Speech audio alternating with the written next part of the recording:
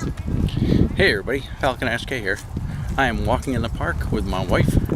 I'm going to tell you why I got into board games. Staring at you guys. So a long time ago, when I was young one, sit back, get a coffee or drink. You'll need it. So a long time ago, I was into board games. My sister's older than I am, so I used to have Sorry, Scattergories. Well, Scattergories came later. I remember us playing Dungeon Dice, which was an escape dice game from Milton Bradley, I want to say, or Parker Brothers. And you rolled dice that were made of wood that had symbols, such as ladders, helmets, and shovels. And you had cards that represented your escape route out of the dungeon. First one out was winner, and that was a captivating game for an age of mine. Then later on, it was funny because I don't remember playing Monopoly as much, but we did play other games. Sorry, Scrabble, those were mainstays of the tabletop. My sister also, like I said, being older, she used to get Games Magazine, and also we got Scattergories, which was later on, and my father was getting into this game called Squad Leader, but before that it was Waterloo, another massive game. So he used to play with my sister, and also he played Squad Leader with one of his friends from the reserves. So I was too young back then to play, but I'd always been interested in what they were doing because it was like a way of escapism. Playing something or imagining that you're having a battle somewhere, either in history or something of that nature. Not Sorry is not a battle game, just a sad I gotta move you back kind of game. Then later on, when I was older, I want to say in my 10, you probably heard this part of the story from my intro, Squad Leader became Advanced Squad Leader, and I got my dad's Squad Leader stuff, so I used to play that with my friend Jim, and also that was around the same time I got into Dungeons & Dragons. I'll do a separate video on that, the highs and lows of role-playing games. And then, came across a game called Starfleet Battles, ship-to-ship combat game set in Star Trek universe.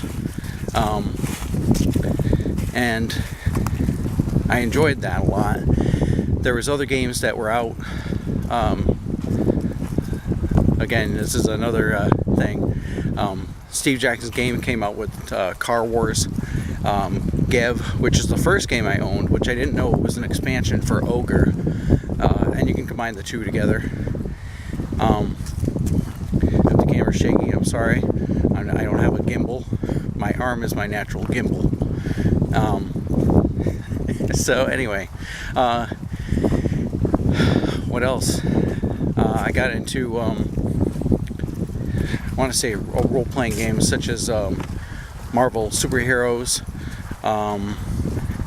And then when I moved to Meriden, got into other games that I saw around. Zombie Dice was one of the other ones Steve Jackson games came out with, and so I had that in my collection for a while. What else?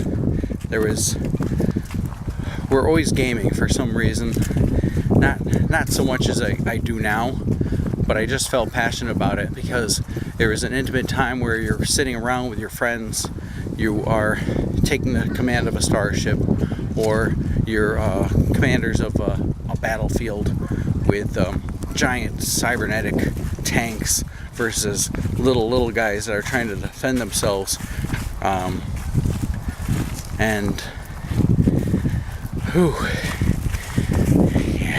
we're gonna walk. Don't get me in the Lots of walking. Yes, like I said, my wife's with me. Try to hold it like this. There. I am Tim the Tracker. So, sitting down with friends. It's a fun way, a hobby that I'm really drawn into. My wife and my family come first, and then my hobbies. It's always escapism. Oh, and then there's work. I enjoy helping people, like showing people new things, such as board games or other things that I always divulge just like too much information because I'm a chatty Cathy like that. Things that they don't need to know, but I think that they should know because it's just on the tip of my tongue. So my sister-in-law said, "Hey, why don't you go to a meetup group because you want to play a game so much?" And that was after my Dungeons and Dragons group is fizzled out. People went their separate ways, and there was just 3 of us, and one of the players didn't want to play board games after Dungeons and Dragons, and one of my other friends, Tim, did. So I still had that urge of playing and stuff. The Dice Tower was a big thing that I kept on watching and getting ideas and reviews of different things that, different games. Especially, I picked up a game called Quarriors, and I said, "This is a unique game. Let me see the review on it." And that's where I found Tom Vasel and another group of gamers that gave a good review on it, and found out there was more expansions to it, which now I'm kind of a completionist. If I get a certain game that I like, I have to get the whole thing, but not the whole thing. If they have expansions that will extend the gameplay over its time, which is funny because I got a few games that I play, but I don't play them a lot because it's the amount of games I have versus the time I have to play them. Because if you go to a board game meetup and you'd like to play your games, it's not often you're going to play your games. You're going to play other people's games, so your games don't hit the table as much. But I like to get the extra expansions to that game, so I can say, "Oh, I can add this to the game," or something of that nature. So yeah, that's where I'm getting. So my sister-in-law says, "Why don't you go join a meetup group?" And I said, "That's kind of weird." So, not for me being weird. I am normally naturally shy if you don't know me, but if you do know me, yeah, I am talking up a storm. I will talk your ear off about some subjects, except politics. So I went to meetup.com. I typed in board game as my hobby, and the most local to me was Game on Shits and Giggles. And then I double checked because the Dice Tower was invading Connecticut at the time. So Tom Vasel, Z Garcia, Sam Healy, and Eric Summerer, who lives in Connecticut. He doesn't go to my board game group because he lives over in another section of Connecticut. But yeah, they were coming to Connecticut, and Shits and Giggles was going to be there. So I figured the two became one, and I went up there, met some cool friends and people that I like to game with. So, and it's funny because on the Shits and Giggles, it says, okay, so the meetup on Thursday nights that I go to, because that's the day I have off from work. It's called Step Into the Portal, and the Portal is also a reference to the Portal games, and on the bottom of it says bring fresh bakery goods. I still can't remember that quote perfectly, and the cake is optional or something, and the cake is a lie, which is one of the things about the Portal video game. So I brought extra cookies from Stop and Shop.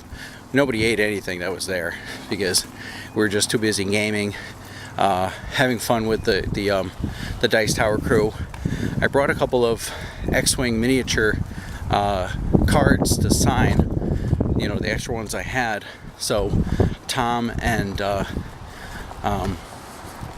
he signed an A-wing, and Eric Summerer signed something on the card, so I can say that that's his card that he signed for me. But yeah, I didn't have a chance to actually play with the Dice Tower crew, but Harrison, who is one of the founders or co-founders of Game On Chits and Giggles, who's expanded the game group to heavier chits. And then so Jen, the board game librarian, has the Silk City board game group, which meets at the library. See previous video. So there's plenty of places you can go to play games, and the hobby is just growing.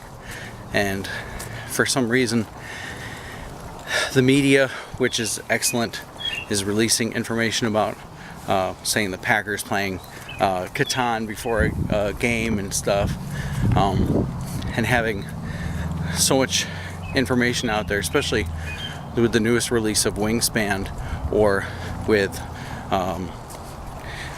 it's not Fast, it's Root, being the big board games that are being thrown out there, and having people know how much the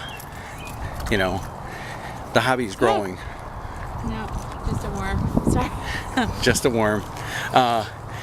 So I thought it was a snake. It's a snake. It's a worm. Anyhow, so having knowledge, and even my family, it's like I try to get them into the gaming hobby, which is a big thing for some reason, because for some people, a lot of people, I can say, board games are in the toy section of a store, so it's just a toy.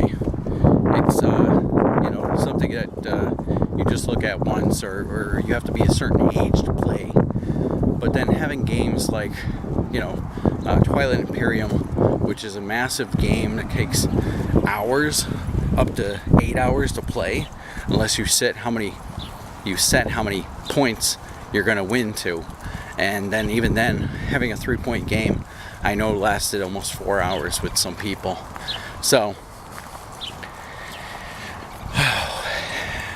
yes, get out there, find a hobby center, find someone that knows about the hobby.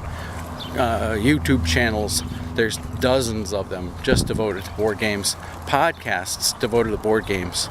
I've been on 2 episodes of the Portal podcast, which is the Portal store from Manchester, Connecticut's podcast, with the Brandt, doing a fantastic job promoting the store, promoting games, promoting the hobby. It's a universal hobby, race, gender, creed, anything. You can just, it's open to the world. Anybody can play. Other countries can play. There's so many other worlds, or other countries that have been playing board games for a while. I mean, chess is how many years old, and it's a board game.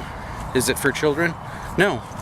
There's tournaments that are out there for old people too, because that's what people do. They play games. Well, I guess that's going to end this. I walked enough. I think I got enough footage. I got to edit this together. I'll catch y'all later, and like, subscribe, share. Falcon Ash on Twitter, Falcon Ash K on YouTube's. Find me on, you found me here on YouTube, so you can find me on Facebook, Falcon Ash K. Search it, you'll find me there. And then I'm working on an email. I'll get an email up and running. I'll post that below. Other links to other things that I've talked about today, I'm going to link below. So, I'm signing out. Bye-bye.